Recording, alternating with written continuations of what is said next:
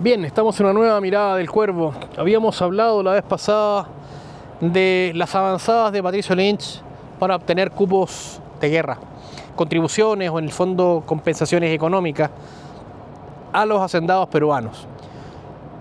Contrario a lo que pensó el gobierno, la reacción en Perú fue totalmente adversa. En vez de plantear la necesidad de firmar la paz, se generó una efervescencia aún mayor en el vecino país y la resistencia y la decisión de resistir el avance chileno fue aún mayor.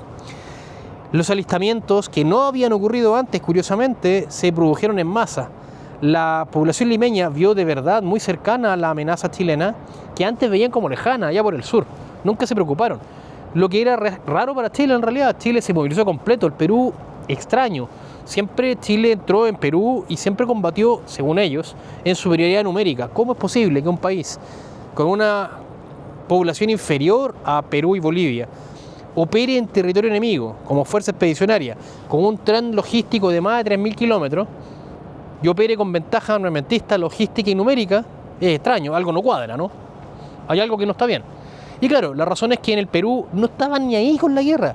Y solamente cuando vieron amenazado realmente su sustento, su verdadera integridad, a puertas de Lima, ahí recién entonces el Perú reaccionó.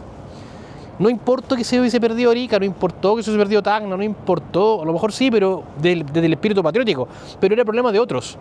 Hay que hacer esto, hay que hacer lo otro, pero lo hagan otros, no yo. Ahora no nos tocaba a nosotros, lo dijeron ellos, y se comenzó a movilizar la sociedad limeña y los sindicatos, los estudiantes, los jueces, los ministros de corte, por ejemplo, tenían un batallón, los artesanos navales, en fin, la sociedad limeña y del Callao completa comienzan a armar batallones porque la amenaza chilena era inminente. Y en efecto, 24.000 soldados chilenos habían desembarcado en la caleta de Curayacu, actualmente llamada la de los embajadores. Y se llama así por un mito, entre comillas. Cuando estaba produciéndose las batallas, el almirante Petit-Thouars y una serie de embajadores le habrían pedido a Baquedano que no bombardearan ni dañaran Lima. Y Baquedano le habría dicho, oiga, todo va a depender de cómo se comporte la ciudadanía, yo no voy a poder contener a mis leones. En el Perú existe el mito de que Petit-Thouars, el almirante francés, le habría dicho, sí, yo no podría contener mis cañones. La verdad es que la bravata aquella era imposible de sostener por parte de Francia. Primero porque Francia no tenía el poderío naval que Perú actualmente tiende a pensar que tenía en aquel entonces. Francia no era un poderío naval respetable ni mucho menos. Primero. Segundo, la suma de todos los buques neutrales en la bahía del Callao no eran capaces de enfrentar a la flota chilena, que en ese momento tenía 3 buques blindados y 4 buques artillados de larga distancia bastante más potentes que los que podían plantear toda la flota neutral combinada. Y tercero, generar un conflicto internacional artificial por parte de un almirante de mandos muy menor, como era Petit-Thouars, era un despropósito internacional, un despropósito de relaciones internacionales que difícilmente pudiese sostenerse en el tiempo.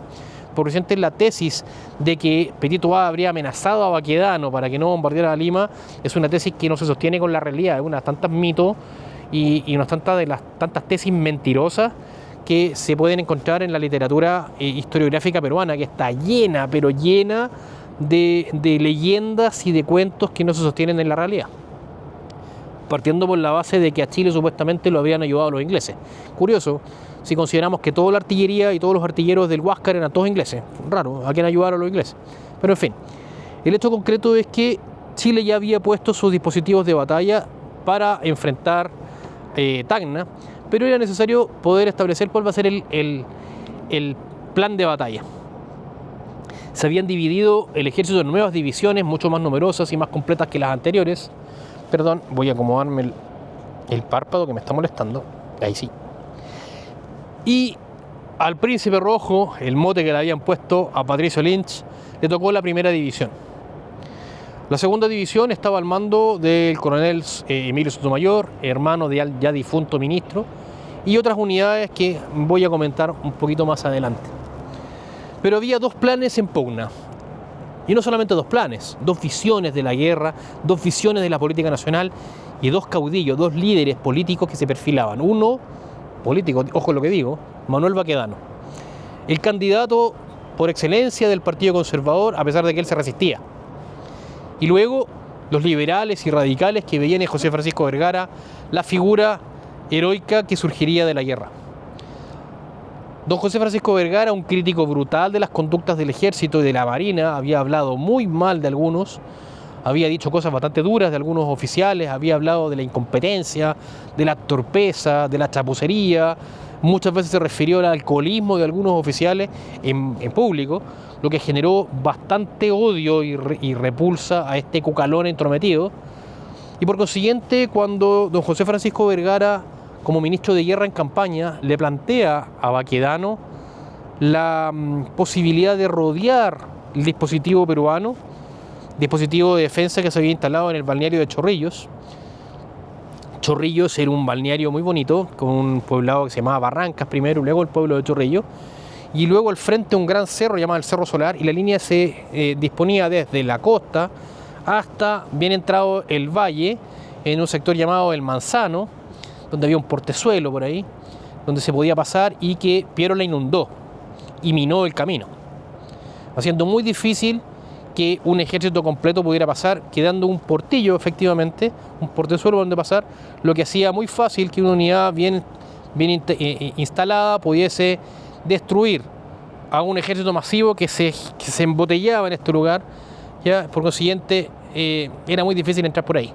Pero para poder desvirtuar el plan de ataque que planteaba don José Francisco Vergara de envolver el dispositivo peruano por esa zona, había que iniciar una aventura, digamos, una especie de ejercicio de reconocimiento y al mismo tiempo permitir la captura de una unidad de caballería que se sabía que venía a reforzar al ejército peruano. Se encargó entonces el coronel Barbosa, un oficial muy destacado, un oficial que ya había mostrado sus dotes estratégicos en la batalla de Arica. Se le atribuye el plan de guerra y el plan de batalla al general Lagos. La verdad es que él comandó, pero el plan de batalla era de Barbosa, en Arica me refiero. Sin embargo, Barbosa sería prácticamente borrado de la historiografía nacional después de su participación en la guerra civil del 91, a la cual nos referiremos en otro capítulo, más adelante.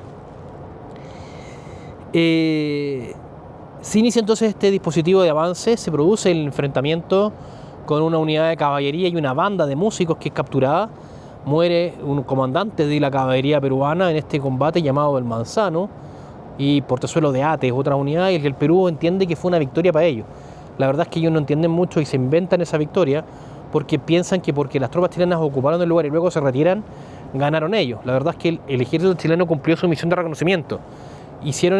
Lograron la batalla, lograron los objetivos, reconocieron el lugar, se estableció claramente que no era factible iniciar la campaña por ese lugar, y luego de un asado tremendo, porque cazaron un par de vacunos ahí, se hicieron un asado espectacular a la vista de los fuertes de Chorrillo que estaban ahí a unos 1200 metros, y los tipos disparaban, los peruanos disparaban su artillería convencidos de que estaban asustando a los chilenos, que veían cómo la artillería disparaba y las explosiones caían a 200, 300 metros de ellos, mientras ellos celebraban un asado tremendo, habiendo carneado un par de animales que encontraron por ahí, celebrando la victoria, y luego de cumplir su misión, a eso de las 11 de la mañana del día siguiente, se retiran. Cuando Vergara insiste en su plan, Baquedano lo humilla un poco en el Consejo de Guerra diciendo: señores, escuchemos al señor ministro, que nos va a dar una clase de estrategia militar aprendido en la Escuela de Derecho de la Universidad de Chile. O sea, la burla era evidente. Y luego de que Vergara expusiera su plan de envolver de nuevo, Baquedano retruca y les dice: señor ministro, ya hemos hecho una avanzada por esa zona y hemos establecido que no es posible su plan, y por otro lado nuestro objetivo no es tomar prisionero a los 20.000 soldados peruanos, sino que es nuestro objetivo destruirlo.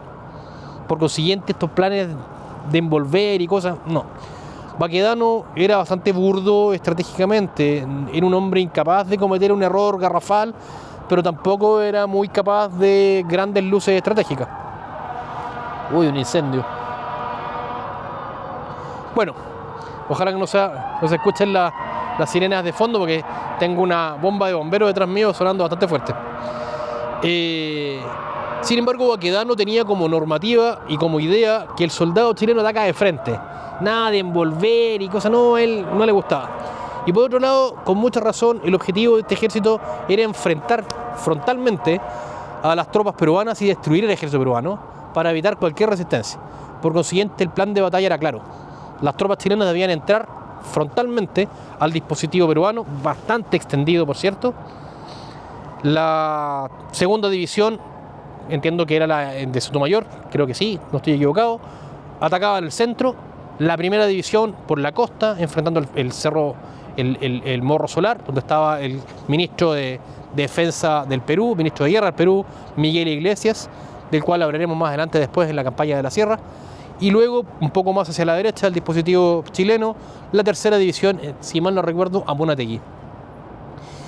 Más la gran reserva atrás, en fin, y comienza la batalla el día 13 de enero de 1881, con un despliegue impresionante de la primera división que entra en batalla como un cronómetro a las 6 de la mañana, mientras que la tercera división se retrasó bastante, entra un poco más retrasado, lo que permitió que la primera división enfrentara a una unidad reforzada en esa zona, y el Morro Solar se convierte en el gran foco de resistencia de la defensa peruana del dispositivo de Chorrillos.